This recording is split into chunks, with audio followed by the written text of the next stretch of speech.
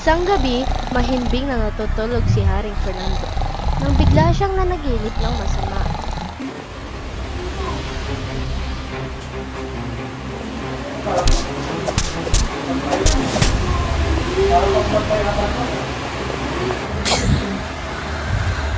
Sa mga sumunod na araw, naging malungkutin at mahina si Haring Fernando, kaya nagpatawag sila ng manggagamot para tukuyin ang sakit nito. Narito na po ang manggagamot.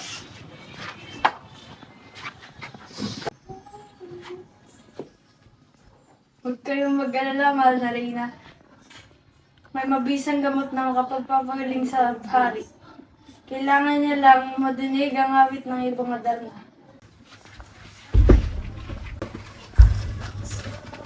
Mga anak ko, nanghihina na ako.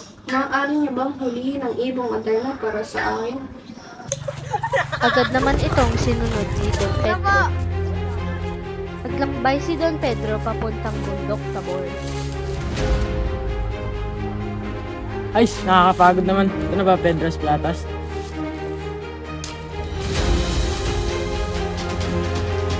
Pagpahinga nga muna.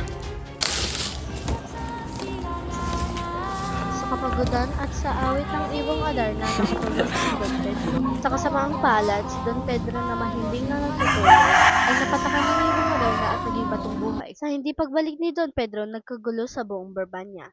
Kaagad naman na pinadala ay si Don Diego. Nakakakot pala rin. Kaparehong kapalaran ang sinapit ng magkapatid. Nakinig ng awit at siya ay napahimbing. At sa pagpapahimbing, napatakan ito at siyang kaawa-awang naging batong buhay din. Makalipas ang mahabang panahon, hindi pa rin nabalik si Don Pedro at Don Diego. Kaya naman lalong lumala ang karamdaman ng hari. Ma, may nais lang po ako sabihin. Sige. Ama, nais ko po kayo gumaling. Maaari niyo po ba akong payagan upang pumunta sa Tabor upang hanapin ang ibon at ang aking dalawang kapatid? Hindi maaari, anak. Ikaw na lamang ang natitira sa akin. Kung ikay ay nawalay, ako ay mamamatay na. Ngunit ama, ang makita kang ganyan ay mas mahirap para sa akin. Patawarin ninyo ako, ngunit kung hindi ninyo ako papayagan, ako ay aalis na lamang kahit labag sa inyong kalooban. Naglakbay si Don Juan upang gawin ang kanyang misyon. Umalis siyang 5 tinapay lamang ang baon at hindi siya sumakay sa kabayo. Sa bawat isang buwan ng paglalakbay ay saka lamang niya kakainin ang tinapay. Makalipas ang ilang buwan, isang tinapay na lamang ang natitira. Sa kanyang paglalakbay, nakasalubong niya ang matandang Ketongin. Saan yan? Ginoo, maawa ka. Pwede ba makahingi ng unting pagkain? Oh, ito po. Salamat po, Ginoo. Ano po ang inyong pake? Maaari ko po kayong matulungan. Ang aking ama ay may sakit. At ang tanging lunas dito ay ang awit ng ibong Adarna. Nauna ang dalawa kong kapatid. 3 taon na mula nung sila ay lumisan. Parang mahirap ang sinasabi nyo. Pumunta ka doon sa bundok na ayon, tapos magharap ka ng puno. Makikita mo doon ay kubo. Pumasok ka doon sa kubo at makakahanap ka ng lalaki na makakatulong sa iyo hanapin itong ibon. Sa'yo na muna, mukhang mahaba pa ang iyong ilalakbay. Nagbibiro ka ba? Binigay ko na yun sa iyo. Ngunit mas kailangan nyo ito. Huwag na po. Kaagad pinuntahan ni Don Juan ang ermitanyo para alamin kung paano Ako ba'y hulihin sa tamang namamalikmata paraan lamang? Oh, ang talagang ibong kamukha mo ang Adarna. taong nilimusan ko ng tinapay. Ano ang iyong hagad, Don Juan? Ako ay narito upang huli ng ibong Adarna. Ang tanging makapagpagaling sa aking mahal na ama.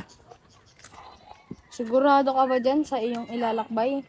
Natiis ko ang gutom, pagod at puyat sa paglalakbay. Desidido ako sa aking pakay. Kung gaayon ang iyong gagawin, pumunta ka sa may Piedras Platas. Doon nakatira ang ibong Adarna. Dumadating ayon ng hating gabi at pag kanyang dayos ay aawit siya ng 7 beses at 7 beses din magpapalit ang kulay ng kaniyang balahibo. Ang awit ng ibong Adarna ay nakakaantok, kaya ito, layaba at saka dayap. Maraming salamat po. Para maiwasan ang kaantukan. Ihihiwa mo ang iyong palad at papatakan mo ng dayap. Tiyak mawawala ang iyong kaantukan. O ito, gintong sintas. Meron itong ugali na umipot pagkatapos niya umawi. Iwasan mo mapatakan nito. Pagkatapos niya umawit ng 7 beses, ang ibong Adarna ay maaantok at makakatulog. Pag nakatulog na siya, dun mo na siya hulihin.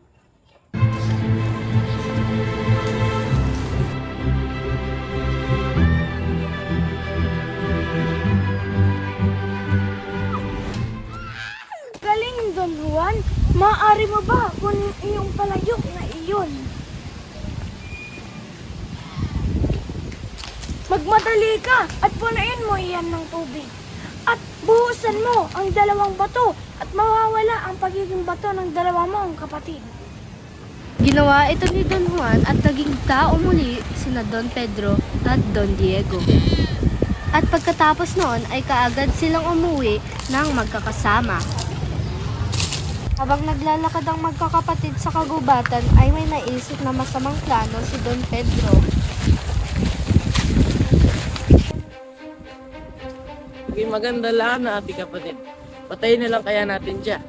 Ako si Don Juan. Wala tayong magagawa doon. Di ka ba naiingit doon? Nasa kanya lahat ng parangal at basbas ni Ama. Ayos ka lang ba, kuya? Sarili mong kapatid, papatayin mo? Bugbugin na lang natin si Don Juan. Huwag na lang natin patayin. Sige, pupugin na lang natin.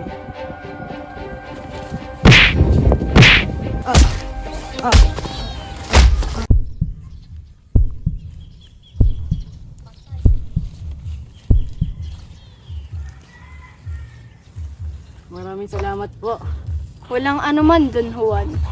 Maaari ka nang bumalik at tiyak na hinahanap ka ng iyong ama.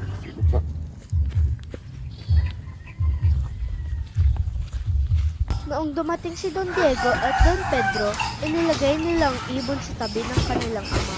Kahit anong gawin nila ay ayaw nitong umawit. Kumanta ka ng ibong ka. Ngunit nang dumating si Don Juan, nagsimula ng umawit ang Adarna.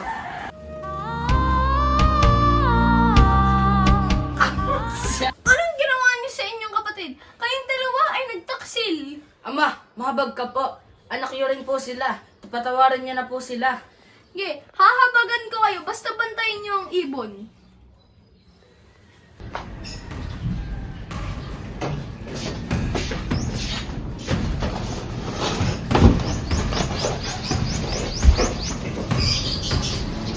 Hinanap ng 2 prinsipe si Don Juan nang makarating sila sa bundok Armenia hanggang sa makakita sila ng isang mahiwagang balon. Kapatid, tingnan niyo ang magandang balon.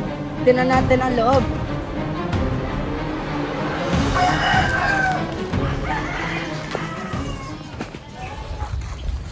Kaya ganda naman ang lugar na ito.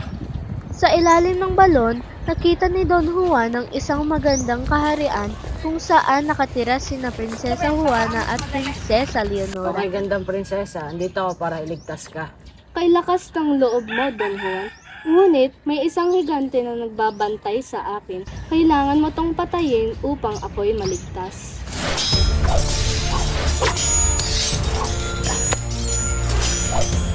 Waling mamatay ka. Okay na. Kay galing mo naman, Don Juan. Pero nandito pa ang aking batang kapatid na si Leonora. Ibig kong iligtas mo. Mahal na prinsesa, nais ko iligtas ka. Don Juan, may isang malakas na serpiente nagbabantay sa akin. Kailangan mo itong patayin upang mailigtas ako.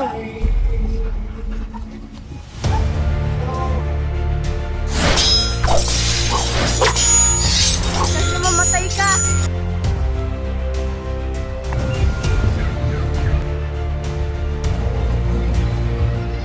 Naiwan ko ang aking singsing. Don Juan, maaari mo ba tayong balikan? Don Juan! Umuwi sa Barbanya ang 2 magkapatid kasama ang mga prinsesa. Ikinasal si Juana kay Diego, samantalang si Leonora ay tumangging magpakasal kay Pedro dahil kay Juan. Samantala, bumalik si Don Juan sa tulong ng lobo ni Leonora at muli nakita ang ibong Adarna.